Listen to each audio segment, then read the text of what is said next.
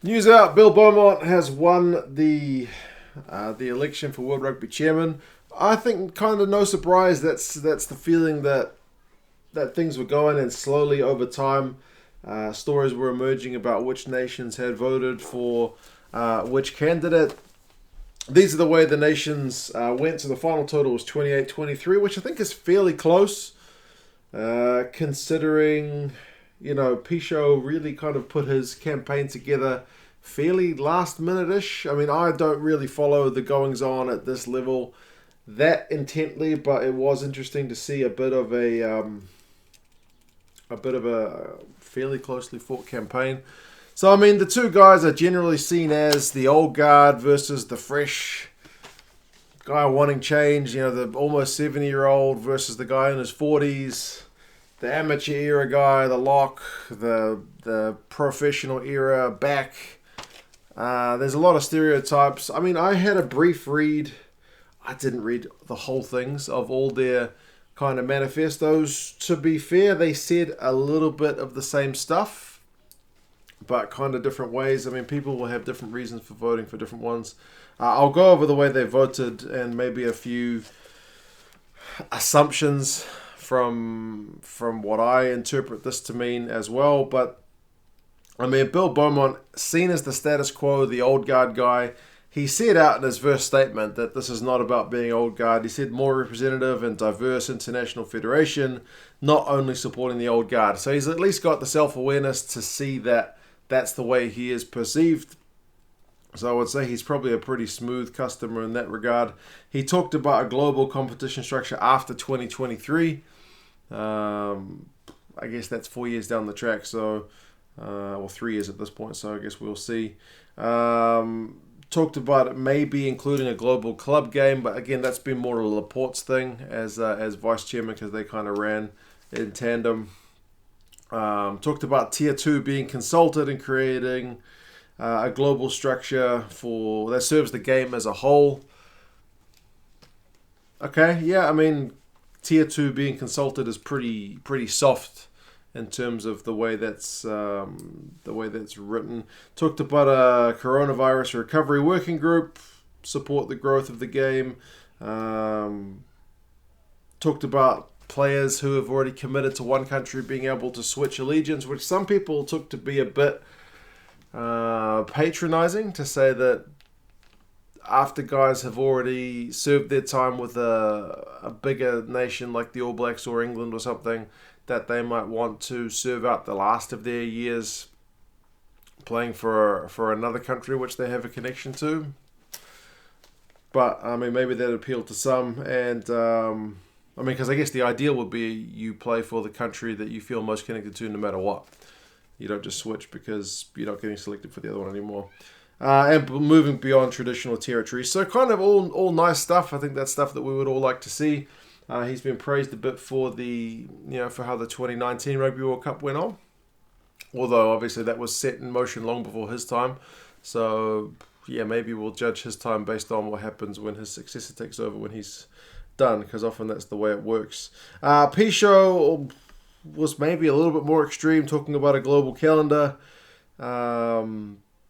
Annual tournament. That's the kind of thing that was talked about last year that kind of got the Nations Cup or Nations League or whatever it was that got rightly shut down. He talked a lot about technology, being able to improve the game and reduce some of the errors that we get and just make the game smoother, like they use Hawkeye as the one he quoted. So yeah, increased use of technology, scrap the weighted voting system, which is, you can kind of see here, puts more power in the nations who are the traditional players of the game. More revenue sharing. Talked about a video game, which may some people saw that as being a bit just trying to be a popularist guy rather than being realistic, because it takes a lot of money to fund a video game. But he was also a bit criticized for wanting to include private equity firms, because people thought maybe that's going to see a lot of the competitions go behind paywalls. I mean, in the Southern Hemisphere, we're pretty used to that.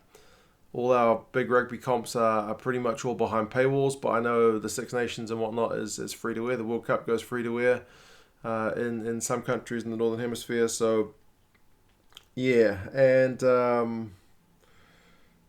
developing the game, growing grassroots, all that kind of stuff. So a lot of similarities, but a few differences in what they talked about. But yeah, Beaumont's the guy who got the decision. You can see, I think, from the way the votes went down, that there's some lines which are kind of clearly drawn, and some which are maybe a little bit divisive within their own territories. So Six Nations go Beaumont, Sanzar goes Pichot across the board. So all Six Nations countries who get 3 votes apiece go Beaumont, status quo. Six Nations is a successful tournament, making bags of cash. Why wouldn't you? Sanzar famously not doing as well in terms of some of their competitions. Go with Pichot, so looking for a bit more of that revenue sharing, I'm sure. And I can kind of see both sides. These guys doing all right. If I was doing all right, would I want to be sharing my coin with people who maybe you could say aren't running their own games properly? Maybe I wouldn't. But these guys are saying, I guess, that things need to be shaken up and not just locked into the old ways that they are stuck, and that's what's causing maybe them to suffer. I don't know. So yeah, clear split between the South and the North there. Interestingly, Europe goes with Beaumont, so that's 2 votes. But other countries in Europe, so the ones that get their own independent nations vote, like Romania, like Georgia, they go with Pichot. So I guess these guys are I guess more connected with Beaumont in terms of the Northern Hemisphere deal and what he's talked about developing the game. Whereas Georgia and Romania, who are kind of more on that higher level and maybe looking to break into this group here, perhaps saw him as the architect of change, the global tournament and whatnot, to maybe get in like a realistic chance of getting into some kind of nations tournament. Whereas these countries like Germany, even though Germany was one that said, hey, we didn't really get consulted about the vote, that's another story. But other countries in this group maybe felt that whatever global competition he was proposing, they wouldn't have been part of anyway because they were still a bit too far away. Maybe these guys felt a bit closer to get in there, play some top teams and get some revenue. Just my take on it.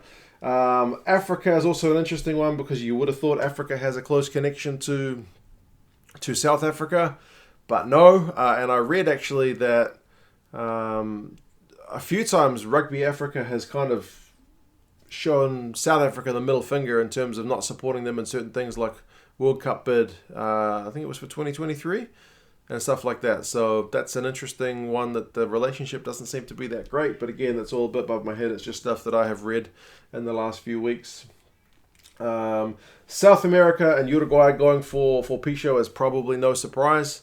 Again, kind of like Europe with the connection to the candidate and like the talk of reform, I guess, is probably appealing to them. Canada, USA, I found to be a bit of an interesting split. Canada, they actually released a statement to say why they voted for Beaumont, and they're pretty honest in saying, we think this is what's best for Rugby Canada. So, I mean, that's the way most of us would vote whenever we vote generally. I mean, some people would vote for greater good. Some people would vote for self-interest. Do you want the guy who's going to give you a tax cut, or the guy who's going to increase taxes and put more money into education? I don't know.